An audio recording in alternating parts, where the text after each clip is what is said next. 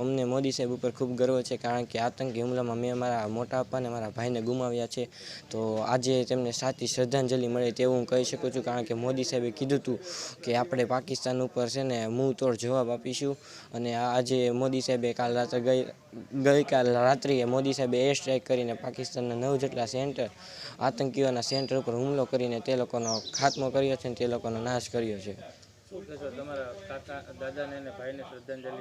હા, મારા કાકાને અને મારા બાપુજી અને મારા ભાઈને સાચી શ્રદ્ધાંજલિ મળી એવું માની શકું છું. પણ હજી વધારેમાં વધારે આ ઘટના બની છે એની ઉપર મોદી સાહેબ હજી વધારે કડક નિર્ણય લે, હજી પાકિસ્તાનના અમુક આતંકી સેન્ટર ઉપર હુમલો કરે અને તે લોકોનો નાશ કરે એવી મારી અપેક્ષા. આજે 15 દિવસ થયા છે. મોદી સાહેબે જવાબ આપી દીધો છે. આજે એર સ્ટ્રાઇક કરી છે રાત્રે 2:30 વાગે ને 9 પાકિસ્તાની સેનાને મારી નાખ્યા છે.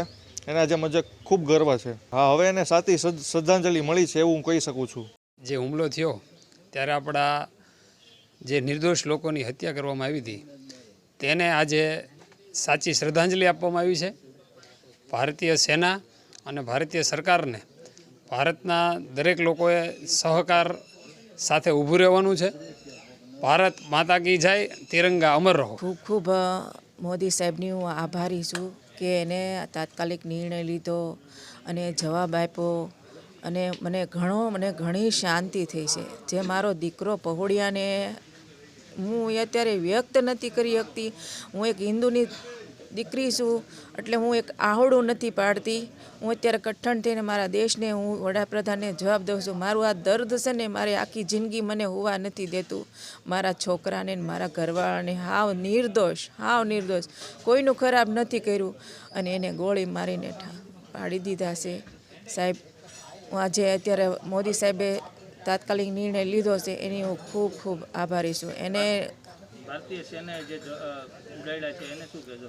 ભારતીય સેના માટે તો મારે એમ થાય કે એને મારે શું કહેવું. એની તો એટલી એને ઓલી તત્તારી છે. એના પરિવાર બચ્ચા બધું છોડીને એ જ્યાં નોકરી કરે છે એ આપણા દેશ માટે નોકરી કરે છે. તો આપણી હરેક હિન્દુ એનું દીકરીને કહીશ કે જો આપણા દેશ માટે રક્ષા કરે તો આપણા દેશ માટે તમે સાથ સહકાર આપો અને આપણા દેશને જ અને મોદી સાહેબને જ સાથ સહકાર આપો.